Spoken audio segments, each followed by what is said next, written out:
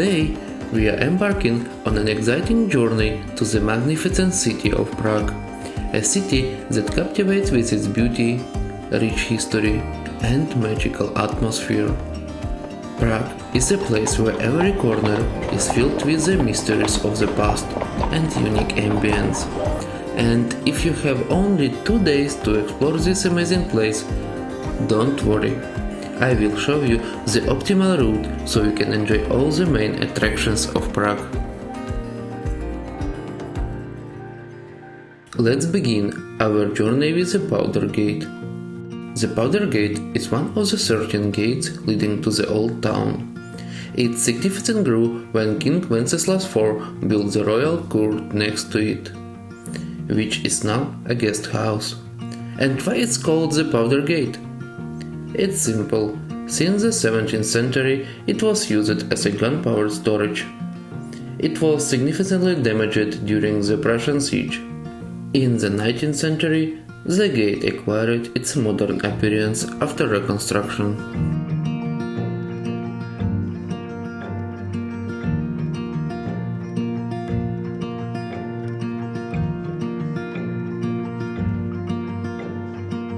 The next location is the Old Town Square. It is steeped in history and time. Here, in the very center, we can see the monument to Jan Hus. Jan Hus was a Czech preacher and reformer. He had followers who, together with him, opposed Catholicism. Opposite the monument, we see the Tin Church, a Catholic church. Nearby on the square is the Church of St. Nicholas. This was the center of worship for all the followers of Jan Hus, who were called Hussites. The monument to Jan Hus was built on the spot where the preacher was burned. After his execution, the so-called Hussites Wars began. This is a brief history of the conflict that we can still see reflected on the square today. We can also see what the Tin Church looks like inside. Admission is free.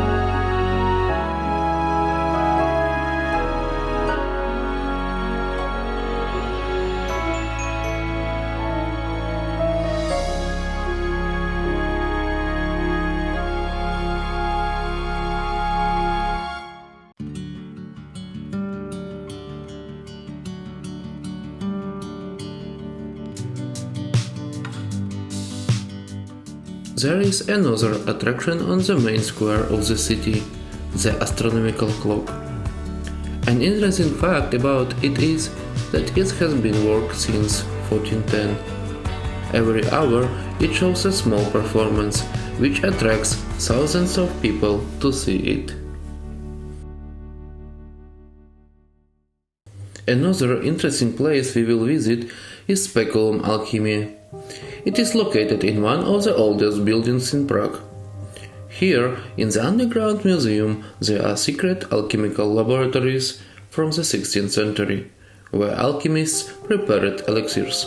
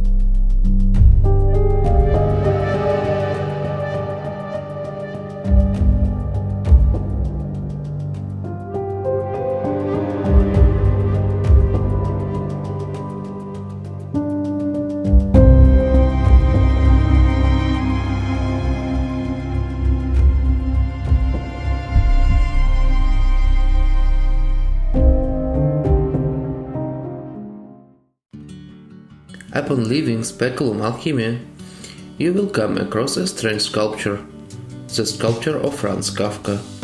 It is symbolic that this sculpture is located in the Jewish quarter, next to the Spanish synagogue, as Franz Kafka himself was Jewish. And now we are arriving at one of the most popular locations in Prague, the Charles Bridge. Before we walk on it, we can visit the Church of St. Francis, which has free admission.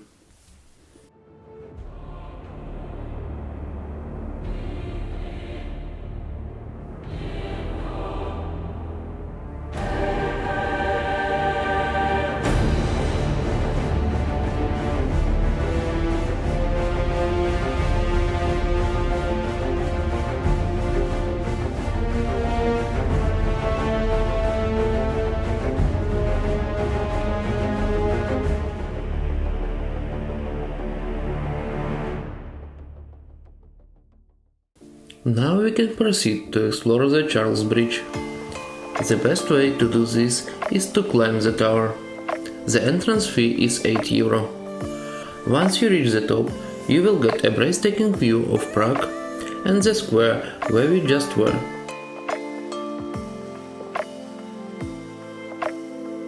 On the other side, there is an amazing view of the Charles Bridge, the Volta River and the Mala Strana district.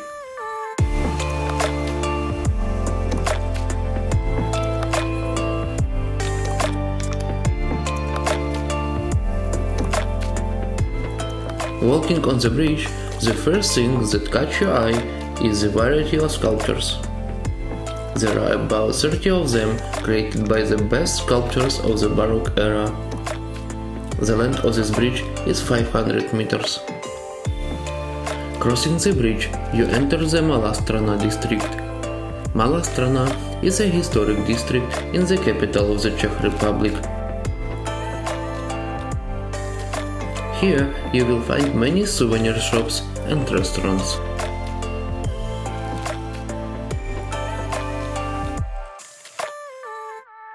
Continuing our route, we will encounter unusual sculpture at first glance. These are children with barcodes instead of face. There are several theories about what David Czerny, the author of the sculptures, wanted to convey. The first theory is that these children symbolize a protest against abortion. Another theory is that it symbolizes modern youth, whose individuality is stifled by labels. In Prague, you have the opportunity to walk through the narrowest street, which even has a traffic lights. It is so narrow that people cannot pass each other. However, at the end of the street there is nothing special, just the Chertovka restaurant. The next stop is the Kafka Museum. You can visit the museum if you are interested, but I came here because there is another interesting sculpture. Two boys peeing on the map of Czech Republic. It is quite a bold sculpture by David Czerny. Near the museum there is an interesting place where you can take great photos. From here you get a wonderful view of the city's main landmark, the Charles Bridge.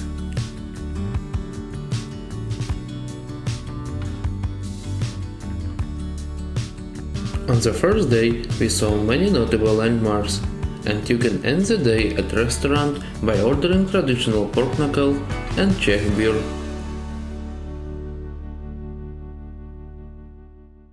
For accommodation recommendations, if you follow this route, I would recommend booking a hotel in the Mala Strana district. I had reserved a hotel with a very interesting interior and view of Prague Castle. The room itself felt more like a museum than a hotel.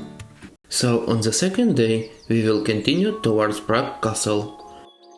On the way, we will visit a wonderful park where there is monument to the writer Julius Caesar. We will also visit the summer palace of Queen Anne. The palace is an exquisite Renaissance-style building that impresses with its elegance and beauty. It is located in a picturesque place among green gardens, which adds a special charm and appeal. From here there is a wonderful view of St. Vitus Cathedral.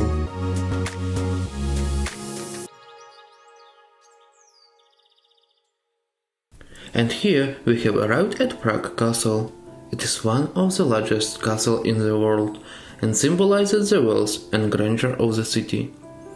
Prague Castle is also the official residence of the Czech president. Within the castle grounds there are many interesting places to see. For example, Zlatá ulička. In the past it was home to craftsmen and armorers. And today it is a colorful tourist attraction where you can feel the spirit of medieval Prague. The entrance fee is about 11 euros. On both sides of the line there are small colorful houses that have now been restored as museums, shops and souvenir stores. St. Vitus Cathedral is designed in various architectural styles, ranging from Gothic to Neo-Gothic, make it an impressive monument of art and history. If you are in Prague on Sunday and want to visit the cathedral, it opens at 12 p.m. on Sundays. Be prepared to wait in a long line to get inside.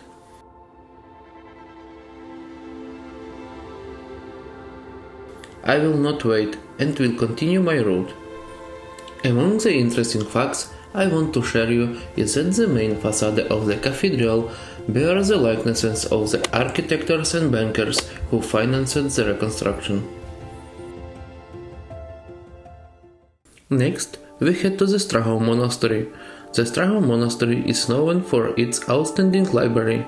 It has a majestic collection of unique manuscripts, printed books, religious texts and other valuables. The library has a rich history dating back more than 6 centuries and is the center of the cultural and spiritual life in the Czech Republic.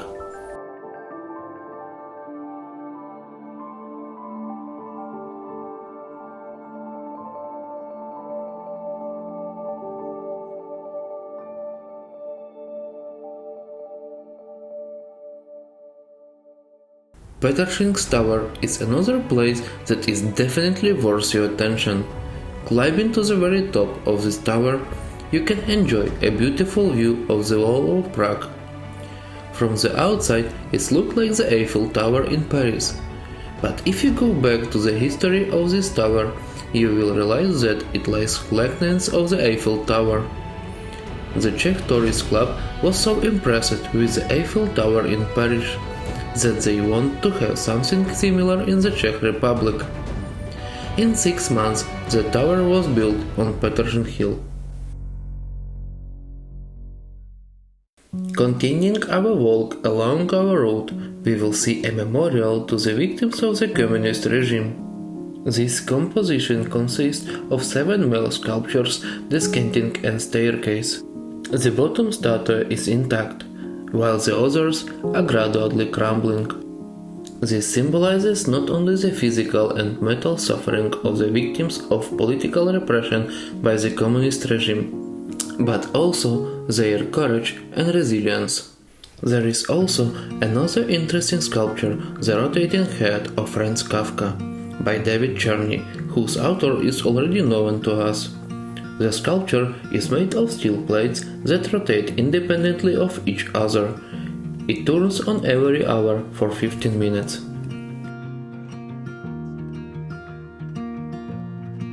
Let's finish our route at Wenceslas Square. The square is named after Saint Wenceslas, Prince of Bohemia. It is located in the central part of the city.